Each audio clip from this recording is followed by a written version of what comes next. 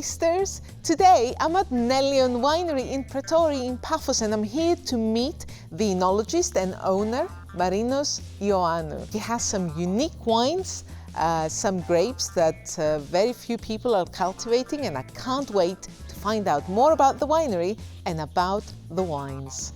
Hello. Hello. Welcome. So good to be here. So Marinos, we are here in the tank room. Is this where you make the wine? Yes, this is the winemaking room. It's my home for the summer. That's where we spend most of the times. You can see over here crusher machines, the press machines. It's my happy place. Your job is your passion.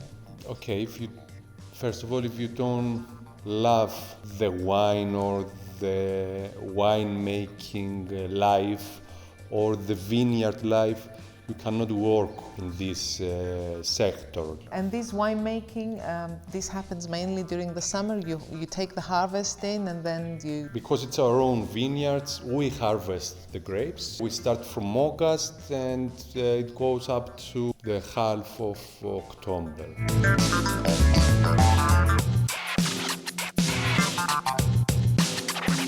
So we're in the barrel room. What's in these barrels, Marinos? The barrels, those are used for ophthalmo. They are French oak barrels. We found out that there is winery that using the French oak is a lot better for our wines. Which of your wines do you put in barrels for oak aging? Ophthalmo for about 10 months, and Maratheftiko usually needs about 12 months.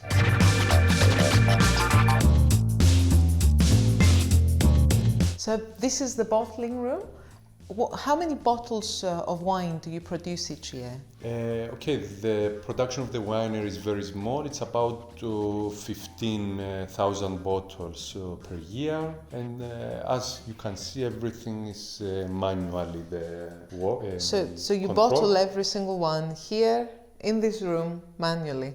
That's Yes. very impressive. 15,000 bottles. We make about 600 bottles per hour here. Really? Yes. Do you have any help? Yes. Yes, because Yeah. that must be exhausting, right? Okay, we don't, because each wine, the maximum that we produce is about 3,000 bottles.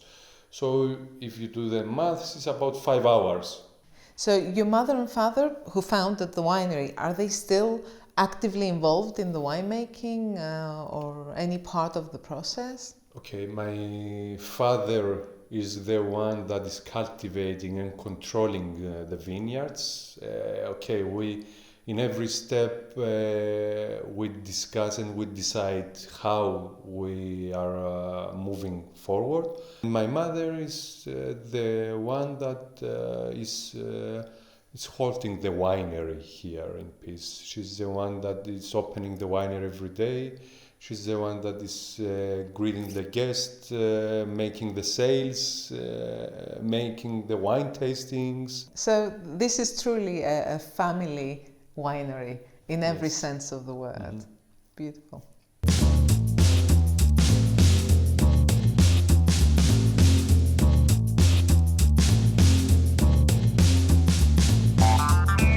Tasters, we're outside and it started to rain. Bright sunshine in the morning, couple of hours later, you get this, mountains, but this is where grapes are happiest. So what can we see here, Marinos? Are these your vineyards? Yes, over here we can see one of the newest vineyards from Xynisteri. We try to cultivate the Cypriot varieties in the trellis system because we found that we get better production in that way, and the foreign varieties we train them in bush vines because we get more shade, they need less water, and because they are not adapted to the sunshine and the drought that we have in Cyprus usually. Not like now. So trellis for the indigenous varieties and bush vines for the international varieties because they need more shade. This is quite high up. However, I don't know how high up we are. What's the altitude here? The winery is built at an altitude of 730 meters above the sea level.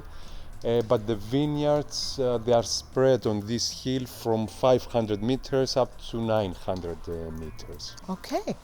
What I've noticed though, even though we're quite high up, this is a very easy winery to drive to. It's very easily accessible. Are you open for visitors? Our main market is wine tourism. We welcome visitors every day from 9 o'clock in the morning until 6 in the afternoon. The winery is located between Limassol and Paphos, 40 minutes from Limassol, 40 minutes from Paphos. It's a pretty winery and it's very easy to get to. It's well worth a visit, and that's why I'm going to leave all the contact details for you guys in the description below. So if we are 10 minutes away from Omodos, is this part of the Krassochoria region? No, because we are in Paphos district. This is in Diarizos Valley. I see. So we're right on the boundary between Paphos and Limassol. As you can see, I'm quite cold right now, and this is because it's not the drizzle. There is a light drizzle, but actually, if you look in the distance, we are in the cloud right now. We are standing in a cloud, and it's a little bit chilly.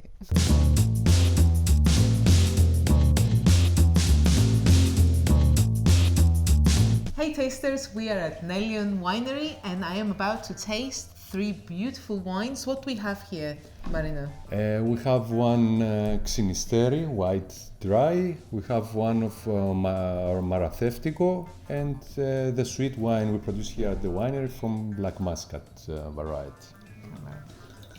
Beautiful. That's such a lovely color, so clear and so... this is Xynisteri. Mm-hmm. Okay, it's Xynisteri, but Xynisteri the last few years gets a lot of different winemaking techniques, so you can find a lot of different examples. We try to give it a lot of emphasis on the body of the wine, so that we can, and the aroma, the complexity of the aroma, so that we can have something more unique, let's say. I can smell a lot of citrus fruit, which is often the case with Xynisteri. Has this been aged in a barrel? A part of it has spent some time with oak. And this has added body, and it's given it an extra richness, I feel. It feels thicker, fuller. This is what I was telling before, that you can get more full body, and everything is about the winemaking, and actually everything starts from the vineyard. And where are these vineyards of Xynisteri? All the vineyards are over here, this area, Pretoria area, the villages around, and it's from our own vineyards. It's intensely fruity, this Xynisteri. Fewer flowers, but more fruit, I feel. This is, I'm trying to take them more to fruit aromas instead of floral aromas. I think you've succeeded. This is a very lovely wine, and I can see how I could actually enjoy this on its own, but it would pair very well with summery dishes, salads, seafood. So let's move on to red wine, Maratheftiko. Maratheftiko is an indigenous grape of Cyprus, a very powerful, bold red wine, and I can't wait to taste this example of Maratheftiko.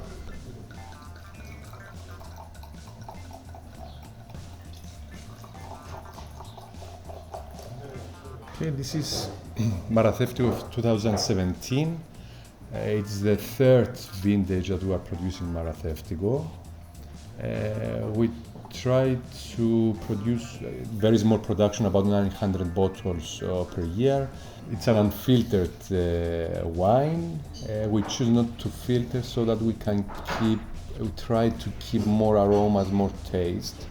and instead we have to rag it several times from one vat to the other, leaving the sediment back in the bottom. It's again a very rich color.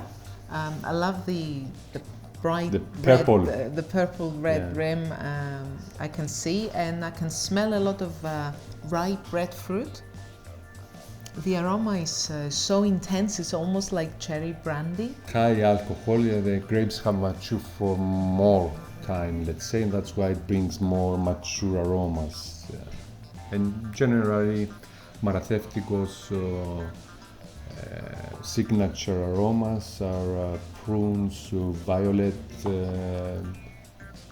spices like cloves, it spends time in oak. I'm actually in love with Maratheftiko because it has its own character and it's a unique wine. I agree, it's a very unique wine.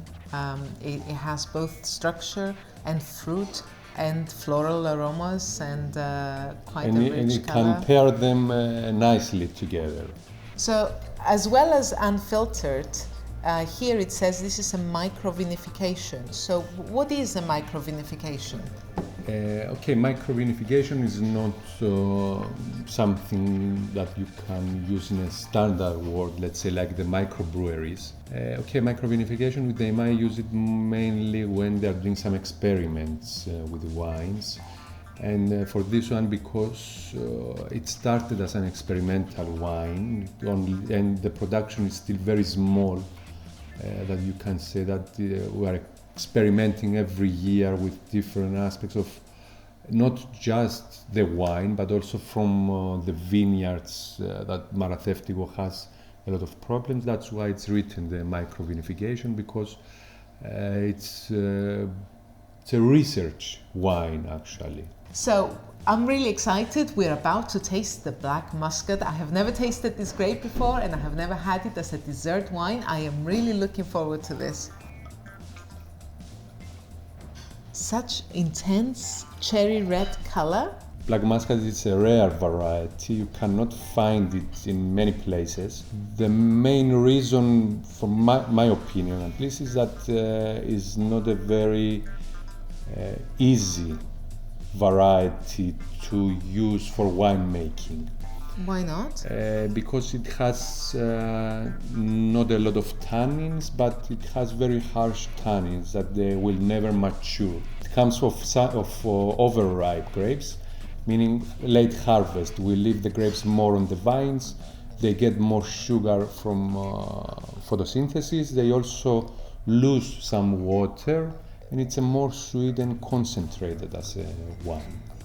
This wine is supposed to be drunk fresh. We need those fresh aromas. If you pass it through barrels, the sweet wine, you will get a lot of more mature aromas that we don't want it for this wine. This wine is supposed to have those cherry notes, strawberries, raspberries, rose petals, that I like to say. A delightful sweetness. It's not cloying, it's uplifting. And actually this is, I think this would be lovely to just tip over vanilla ice cream, just like that. You wouldn't need to do anything else to it. It's absolutely delightful. So tasters, if you've enjoyed this video about my visit to Nelion Winery, please leave it a thumbs up, leave a comment below, and don't forget to subscribe by clicking on the red button below. I will see you on the next video. Cheers everyone! Cheers!